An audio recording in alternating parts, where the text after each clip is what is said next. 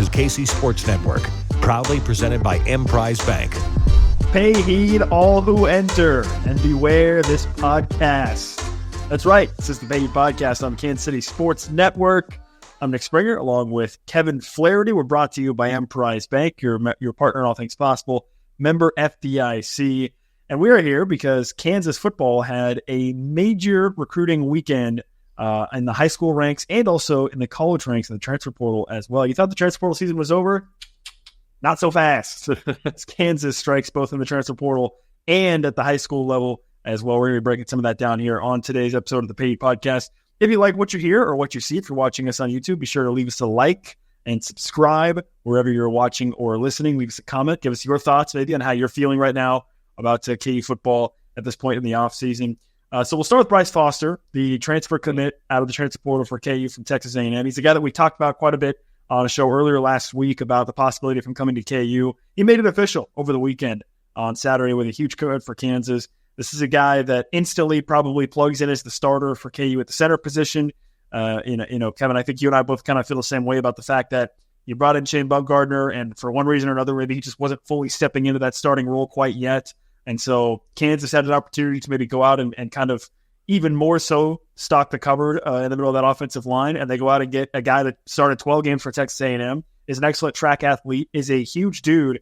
And I think something you mentioned when we talked about it last week, I want to touch on here again, is that this is the type of lineman that is quite different from what KU has had previously. I mean, this dude is a big, mauling type of offensive lineman.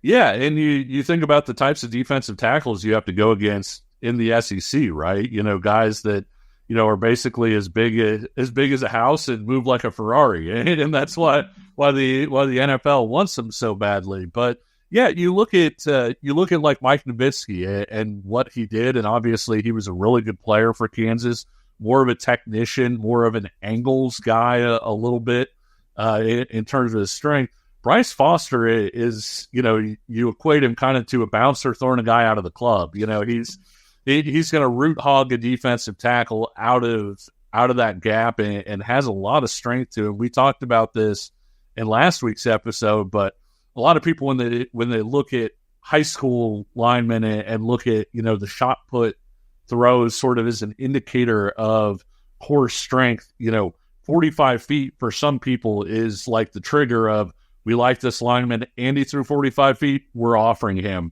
right now. Bryce Foster in high school threw the shot 71 plus feet. So he is obviously considerably stronger than even sort of that trigger that could earn somebody an offer. And I think it adds an interesting element to this year's team because they are going to have a fairly big, strong offensive line. The transition from where they were 2 years ago when you looked at them against Arkansas, and I feel like we repeat this a lot, but Arkansas's guys were all a head taller, a tire or two heavier than Kansas's guys. And you look at the way that they've kind of remade that offensive line a little bit. And I like the way you put it with the Shane Bumgarner thing, because it wasn't necessarily, hey, this guy has failed. It wasn't, hey, this guy is a bust. He can't do it, whatever else.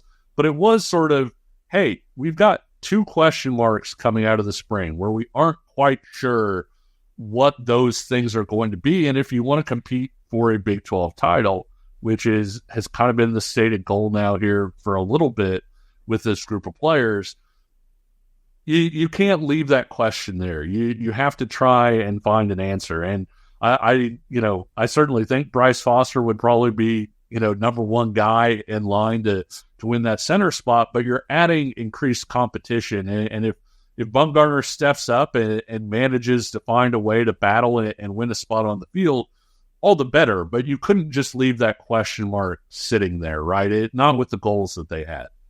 Yeah, I mean, if nothing else, listen, now you're in a position where you could maybe suffer injury in the middle of the offensive line and be okay, right? Because before it was going to be Shane Bumgarner and kind of Michael Ford was the other guy, and Ford's a guy that you already look at as being somebody you hope to have at the guard position. So if one of those guys were to take an injury, you could have been looking at some real issues there in the middle of the offensive line for KU. The other thing I want to point out that's kind of funny is, KU loses Armaje Reed-Adams in the transfer portal to Texas A&M.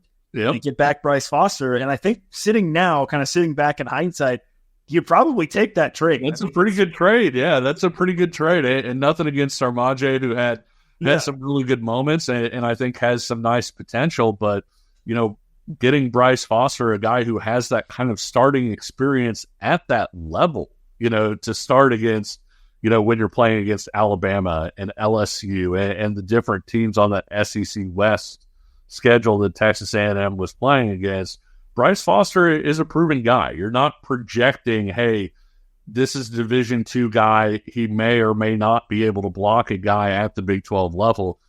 You have a pretty good idea that Bryce Foster can block guys at this level. And so a great kid there. And like I said, kind of the two questions coming out of the spring, the other one being that defensive end position, with the injury to Dylan Brooks. Even if Dylan Brooks had been healthy, I think you're still, looking at that position saying, is it solved? Is he the answer there? And not necessarily, again, in a negative way. You just don't know. And so bringing in a guy like Bai Joe and then Bryce Foster, it's really hard, Nick, to imagine the transfer portal going any better for them in a post-spring transfer portal. Yeah, exactly. I mean, you're talking about a situation where, most of the players that are in the portal have already gone to their respective new locations, right? Because you're past spring football. And so the fact that you're able to get a guy in Bryce Foster that's a starter, that is somebody who you're not saying, man, this is somebody we need to bring in and have him be there for the spring. You feel good about him being able to step in the summer and still have an opportunity to have a major impact. And with that commitment of Bryce Foster, Kevin, how much do you think that changes your outlook on the offensive line and maybe how that affects this offense heading into 2024? Yeah, I like the outlook on the offensive line. I think, you read a lot of previews, obviously, and it's hashtag preview season, right? When all the magazines come out and everybody's saying, oh, this team seems underrated, this team seems overrated, whatever else. One of the things that you hear about Kansas consistently is kind of that offensive line is a little bit of a question mark with the guys who leave, right? Because one of the things that everybody wants to look at is returning starts on the offensive line. How many guys started last year? But I really think that when you look at that offensive line, obviously Michael Ford, a lot of experience. Bryce Cabledew, a lot of experience. Kobe Baines was a guy that was kind of rotating through as a starter at the end of the year. And so he's not counted as a returning starter, but he kind of is. Calvin Clemens started the last game of the season. And so while you don't necessarily consider him, a returning starter, he is somebody that did start a game last year. Then you add in a healthy Logan Brown, who started games at Wisconsin and was in the program last year, but was injured. You add in Bryce Foster as a guy that started 12 games at Texas A&M. All of a sudden, that kind of lack of starting experience, I feel like it's maybe not as true, or at least it's one of those things that you have a little bit of a counter push to that to say, well, okay, it's not necessarily that this is just a really raw offensive line, because you do have guys that have been around the Kansas program, and then you're also adding in a center who has starts in a Power 5 or Power 4 now program. Yeah, and listen, I think you probably have the same opinion, Kevin, but sometimes, man, even if you have great skill players, if you're not sturdy in the trenches, that can really negatively impact you. And I think now I feel significantly better about Kansas on the offensive side of the ball, certainly with the addition of Bryce Foster, just in terms of now it feels like Kansas will be in a position where they can put their best 5-0 offensive lineman on the field. I was envisioning a situation where if Michael Ford was the guy that kind of wins out at the center position, that's all fine and dandy, but that probably actually takes away a little bit from your guard positions if you're KU in that scenario. So now it feels to me as though KU is in a position where, hey, we can go out and get Bryce Foster out of the program, get him up to speed, and we can go out and put our best 5 offensive linemen on the field week in and week out, which I think is really probably the biggest plus out of all of this. So, and listen, the Bryce Foster commitment, you thought maybe that was it? No. That was just the tip of the iceberg for KU's football's big recruiting weekend. We're going to be breaking down some of the high school recruits that KU got over the weekend as well, coming up after the break. But first, we got to tell you about our sponsors at Home Field Apparel. You can check out Home Field Apparel at homefieldapparel.com. They've got over 30 different KU items. They've got retro logos. They've got all kinds of things that you could possibly want over there. They got retro shooting shirts. as well. They've got joggers. We're getting closer to this. I know we're in the thick of the summer right now. Temperatures are in the 90s, but never too early to plan ahead. Get yourself some joggers. Get yourself a little KU sweater as well from homefieldapparel.com. They've also got 130 other schools you can check out. That's homefieldapparel.com. And we have you hooked up here on the Pay Podcast with the promo code KCSN23 for 15% off your first order. So if you're a first-time customer at homefieldapparel.com, you can get 15% off with the promo code KCSN23. We're back with more on the Pay Heat Podcast. We appreciate you supporting KC Sports Network by listening to our podcast. You have helped us become the highest-ranked Chiefs podcast network in 2022 and 2023. And don't forget about our daily Substack newsletter, the best written analysis you can find on the Chiefs straight to your inbox every day.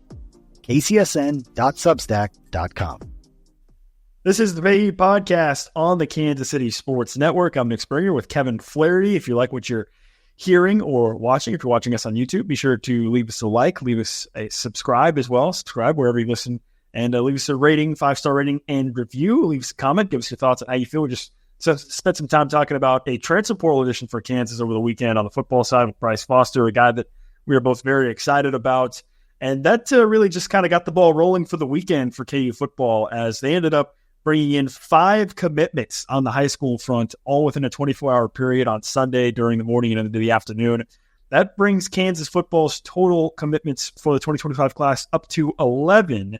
And, you may have been thinking around this time last year, Kansas had into the teens in commitments, and there was maybe some concern about, well, where are the commitments? Why aren't guys committing? Whatever. Hey, it's okay. It's okay. You can breathe now. It's okay. Kansas gets 5 commitments over the weekend. Just generally, kind of before we kind of dive into some of these guys, what was kind of your maybe overarching reaction from the weekend, and maybe where KU's class sits in totality right now? Yeah, I mean, I think we talked about it last week, sitting at 6, and then you almost double your class, in one day, basically. The other thing that really stood out, one, I like the tools of this group, but 2, Nick, they're all defensive guys. And so, they've had some good offensive guys in this class. When you look at David McComb, who's kind of my favorite guy in this class from a rating standpoint. I've said it before, I'll say it again. I kind of feel like he should be, sort of a 4-star type prospect. I think he's that level of player. When you look at John Kelly, the running back that they have, you look at recently they picked up, Joseph Skipworth, the highest rated guy from the recruiting sites is Juju Marks, who's an offensive tackle. It was a class that maybe skewed a little bit more offensively, right, heading into this weekend.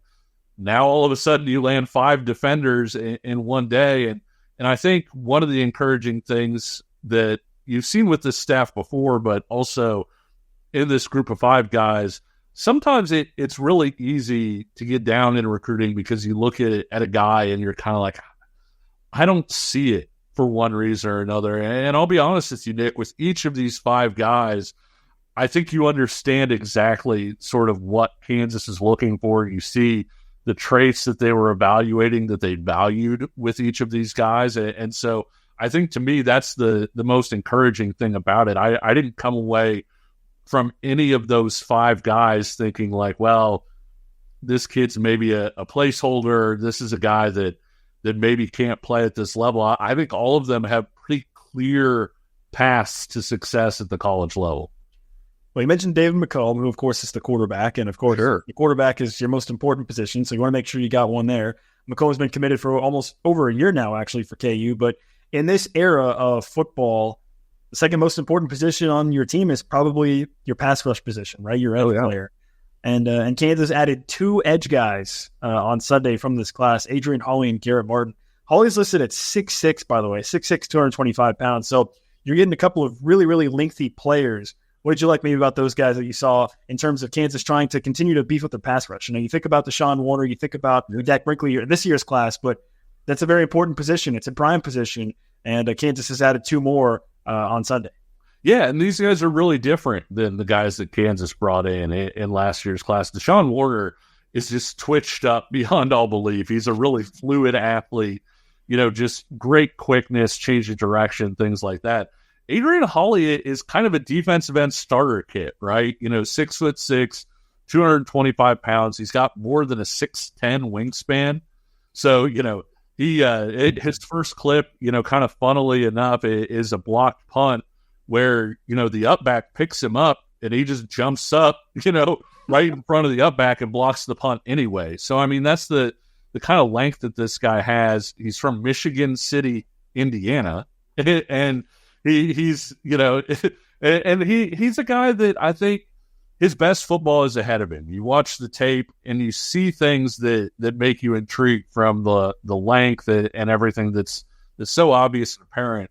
But I do think, there are clips where he has a good first step. There's clips where you see him need to change direction, and he does that maybe a little bit better than you would have thought that he would. He's really raw, Nick. Like if you're looking in this group and saying, hey, who's going to play right away out of this group? Who has the best chance to play as a freshman?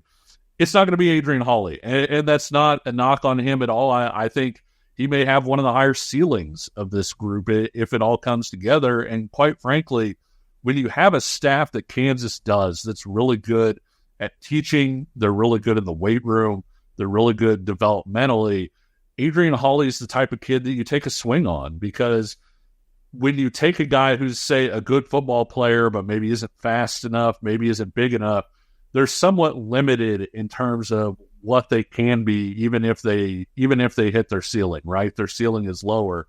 Hawley is a guy that if you're comfortable in your ability to teach a kid how to play football, then Adrian Hawley is a guy that has a chance to be pretty darn good and be the type of guy that when you match up with the best in the Big 12 3 and 4 years down the line, he's getting off the bus and other people are saying, hey, that guy looks like one of the top types of players in the Big 12. And so I like that about Hawley. Garrett Martin from Saguaro, Arizona, being the other pass rusher. He's already 6'4", 245 pounds. If you were to pick one of these guys who would play as a freshman, it might be him. And so, the difference between those two guys, Martin has just a great motor, and he's got a really nice combination of size, strength, length, and then, guys that are strong enough to hold up to him, which there aren't a ton of those guys, especially with the effort that he plays with. He's quick enough to get around those guys at this point. And so there's a lot to like about him. I think he probably projects to a strong side end spot, the spot kind of currently occupied by Jeremy Robinson. Hawley is a guy that it's going to depend a little bit on, where the weight room takes him in terms of, is he a weak side guy? Is he a strong side guy? If he winds up being 240, 245 pounds at 6'6" with all that length and everything, maybe he sticks on the weak side. If 3 square meals a day and hanging out with Matt Gildersleeve in your spare time, it gets that weight up, closer to 260 or whatever. You could see him being on that strong side as well. But there's a lot to like about both of those guys. Martin had quite a few offers, including, one of the guys I really trust in this business is Ryan Wallace over at Go PowerCat.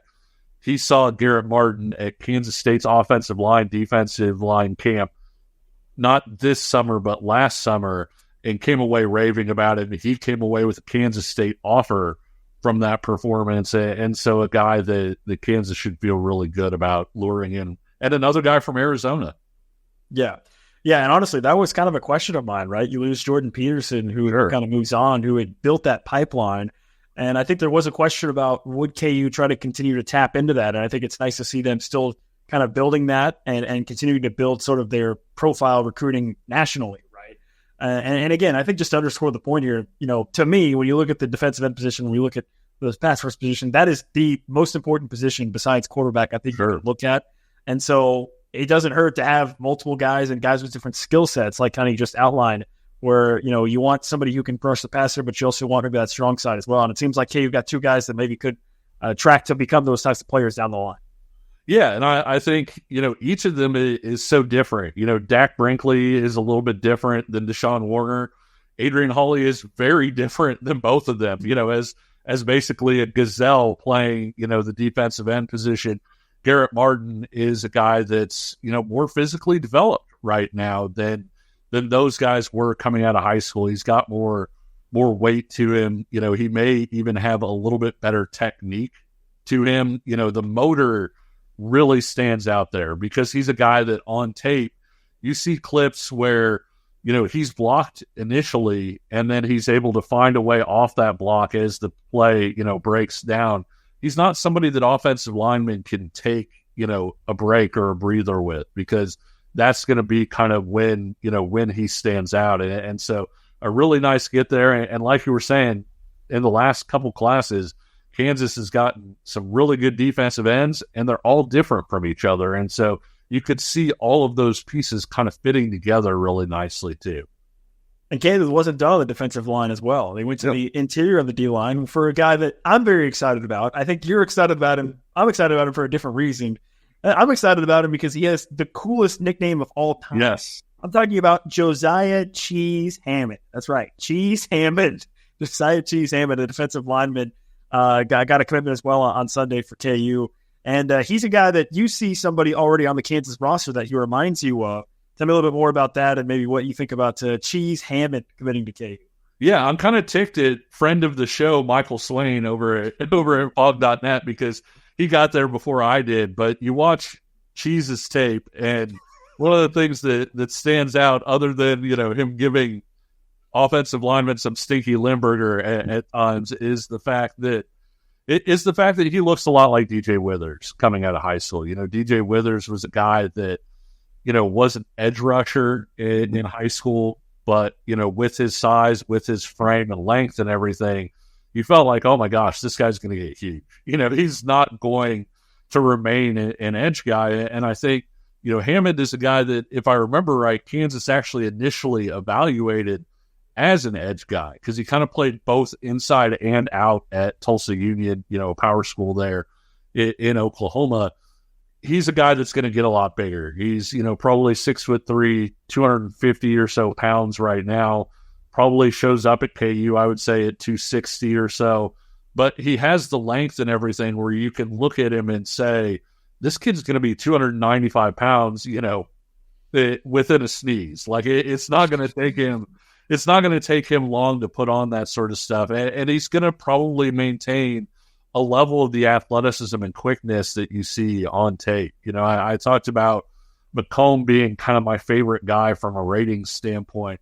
I'll be honest with you, I'm not entirely sure Hammond shouldn't be number 2 in that group. He's one of my favorite guys in the Kansas class, just because I think the projections there, he shows some really nice stuff on tape. Jim Panagos is great with guys like this. And so, to me, there are so many things to like about Hammond, including, like you said, the nickname. That's right, Cheese Hammond. I think, like I said, he goes to number 1 on my board immediately. Just for that. So, Cheese Hammond. And then, as you said, Kansas, they stuck with the defensive side. They ended up adding a linebacker as well out of Georgia, Kenyon Rivera, and then they added also a player from Kansas. Right, I think people are always interested in local recruiting. Right, obviously, when you think about KU and where they stack up against like K-State in terms of trying to recruit the local area, you got Juju Marks, which is a pretty significant get for KU earlier on last week on the offensive side of the ball, offensive tackle. And then they got another very interesting recruit, a guy that probably not very many people are familiar with, but you've seen him a couple times. That's one Brandon Schmelzley. He is an athlete out of Axtell. And just to give you a little background here, Axtell has the Kansas State longest win streak right now. It's at the 30. I believe they've won 39 games in a row, and Schmelzley's been a big part of that. As well, kind of an athlete, do-it-all guy. Kansas recruited him to play on the defensive side at the safety position, and he committed on Sunday as well. What can you tell me a little bit more about Schmelzley and how you think he might fit into this recruiting class and going forward for KU? Yeah, betting on Juju Marks is kind of a bet on traits, like we were talking about before, being taller than 6'6", having a better than, 6'10" wingspan as an offensive tackle, the things there. Brandon Schmelzley has a ton of traits, and with him playing 8-man, he's got video game numbers at like 8 different positions, right? So as a sophomore, played running back, wide receiver, scored just a ton of touchdowns, averaged 80 bajillion yards per carry and catch, and also I think had something like 5 or 6 interceptions on defense, because why not? And then this year, Axtell graduated their quarterback. Schmelzley steps into the quarterback role. Again, puts up video game numbers as a quarterback. As a safety and defensive back, picks off 9 passes, By the way, if you want to watch a huddle, watch his huddle from the state title game, because they played that thing in like 2 feet of snow. And so it's really fun to watch an 8-man game that looks like it was played in Wisconsin. But no, Schmelsley's a guy that popped on the radar pretty early because of his track times, right? He's a good multi-sport athlete, ran in the 10.9s in the 100-meter dash as a sophomore. And you I saw him at Sharp last summer, and you kind of felt like, well, okay, he was above 6 foot. I think, standing next to him, I'm just shy of 6'1" barefoot. I think he was kind of looking me in the eye, so he was probably somewhere around there at that time. Around 6'2" now is my understanding. And he went out on the track this spring, got hurt at the state track meet, so didn't get a chance to really put his best foot forward there maybe. But this year, Nick, we talked about the shot put earlier and kind of the triggers that people look for. In the long jump, 22 feet is kind of what you circle for. This guy is an athletic guy if he long jumps over 22 feet. As an example, Kansas receiver LJ Arnold had a 22.5 long jump. So, and he's pretty athletic guy for how tall he is and everything else. Schmelsley went almost 23 feet in the long jump this year. And so combination of the 100-meter time, the frame and the body that he has, the skill set, and just what he did in football. And I think, too, it's so hard to evaluate 8-man tape, right? Because there's more wide open gaps. You're not usually playing against a whole bevy of Division I guys. And so you question a little bit, is this guy running away from everybody because he's playing 8-man, or is he running away from everybody because he's fast? And I think when you look at the track stuff, that really helps him out in terms of making him a prospect, because you were able to say, okay, the athleticism is verified. He's doing this stuff on a track where you can realize that this stuff should go ahead and apply, forward. And I really like Kansas taking that bet, on a guy with that kind of frame, with that kind of athleticism as a safety. He's somebody that, obviously has an eye for the football and is a good football player too. But with those athletic numbers, I think he's somebody that I'm interested to see what his rating comes in at. But at the same time, I do think that he's somebody that, the rating might be a little bit lower, but he might have a chance to sort of exceed that rating because of the tools that he has to work with. Yeah, I think to your point, players like this are incredibly fascinating, and they can be fascinating because it can be difficult to really know exactly what you have, right? Sure. Because to your point, sometimes when you're playing at that level, you're just not quite sure maybe what the level of skill set is. But yeah, this is a guy that, my first thought was, man, if you're able to excel at that many different positions, that must give you an incredible game awareness, right? Like you have to have a high level of football IQ to understand how to play those different positions. So that got me excited. And then certainly from a perspective of putting him in the secondary, you think about he might have a chance to learn from some really talented KU players that are already on the roster for Kansas once he gets on campus as well to establish that even more in the secondary. So yeah, he's a very interesting one. And I think kind of what you mentioned there at the end, KU fans who are maybe just kind of, for lack of a better term, scoreboard watching on the recruiting sites and recruiting rankings, and maybe seeing a guy like this not be rated very highly, maybe don't take that with a little bit of a grain of salt, considering the circumstances as well. So, but yeah, he's certainly a very interesting player. Through 29 touchdowns, by the way, he's not playing quarterback, obviously, but it merits saying, through 29 touchdowns and 0 interceptions this year. Yeah. And again, and that's just being able to read, and see what you're doing. Gary Patterson made a career out of taking offensive guys who, had terrific ball skills, had great awareness, flipping them to defense, and then watching those guys become all-league players and helping them win a lot of games. And I really do like this pickup for Kansas. I think it's an underrated one. What did you think of Kenyon Rivera? I did. I'll be honest. One of the things I liked about it was, in addition to him as a player, getting into Buford, which is a school that produces a lot of Division I guys. It's a school that K-State has had success pulling guys from. When you look at B.J. Payne, such a big member of their secondary currently right now, he was a Buford guy. And I think, Rivera as a player and as a linebacker, he fits a lot of the things they like too.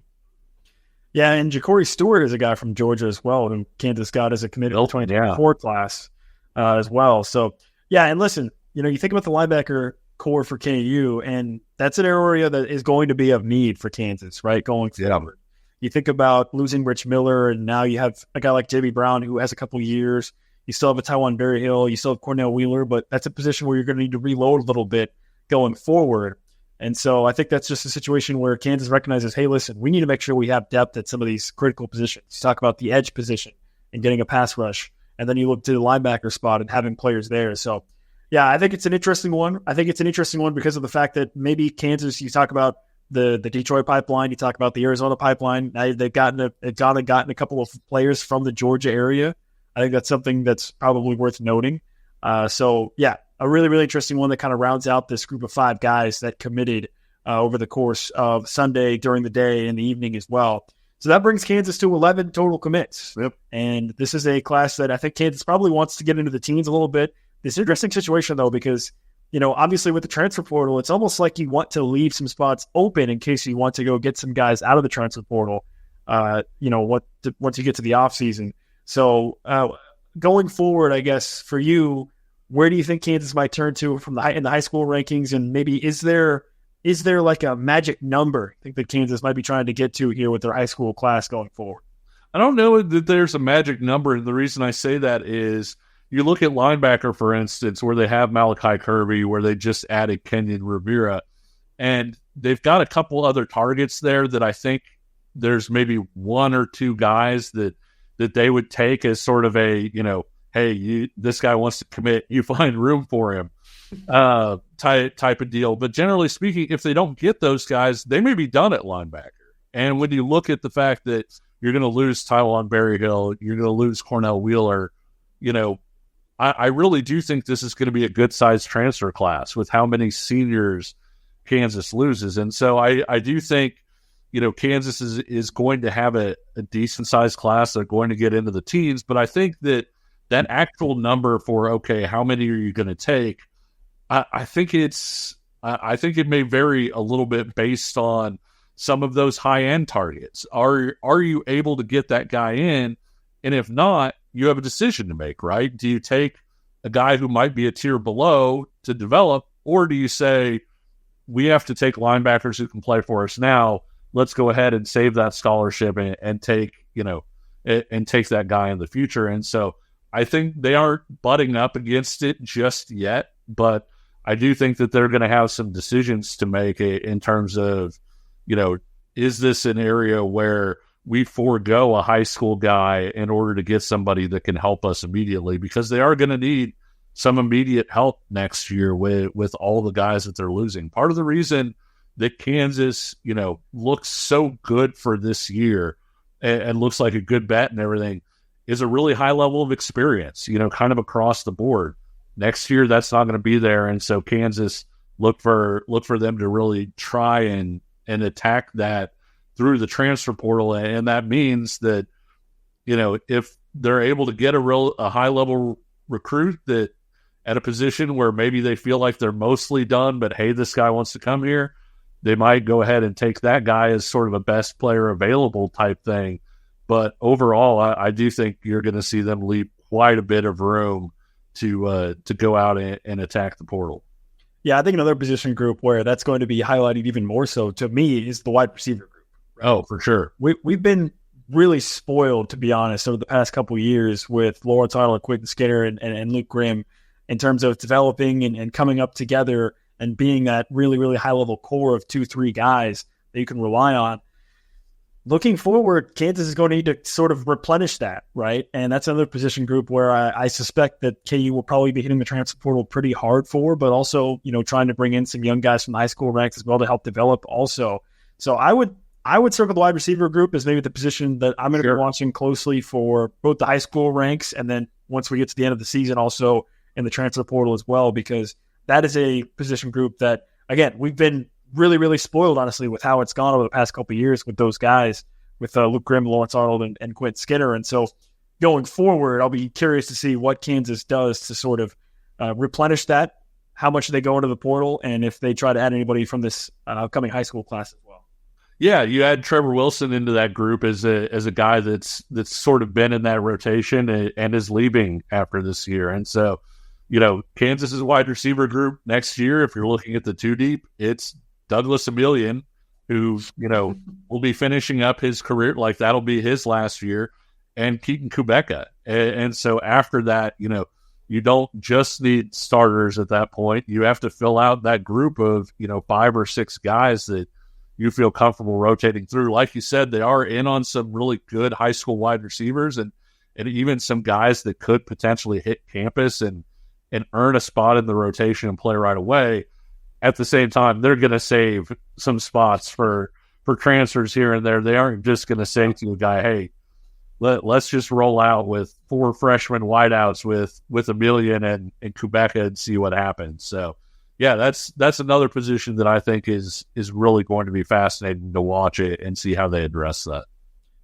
Well, overall, it was a huge weekend for Kansas on the recruiting trail, both for 2024 and for 2025 with the commitment of Bryce Foster out of the transfer portal, a guy who I think we both agree is somebody who could become the starting center for Kansas come this fall here coming up in a little less than 3 months. So, and also almost doubling their 2025 recruiting class as well, 5 recruits, getting up to 11 total as well, with some guys that I think we're excited about for the future as well. So Lance Leipold, man, listen, he continues to work his magic. He continues to aggressively go out and find needs and fill the needs, I guess I should say, for KU in terms of their immediate needs, while also doing great work on the recruiting trail as well, getting some commits. So hopefully some people will kind of be a little bit more relaxed now. I think there were some people that were getting a little, cold feet about the fact that Kansas wasn't getting much action in terms of commits compared to last year. Well, this is how Lance Leipold rolls, man. He brings them in bunches. So Kansas gets 5 more. They're up to 11 total in the high school recruiting class. They had Bryce Foster as well.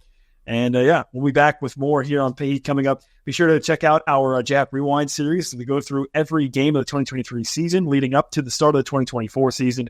You can find that here on the Kansas City Sports Network with the Pay Heat podcast. Of course, we'll have more coverage as well on the football and basketball side throughout the offseason leading into the fall, where you'll be sure to want to hang out with us coming up this fall for our coverage of KU football and KU basketball as well.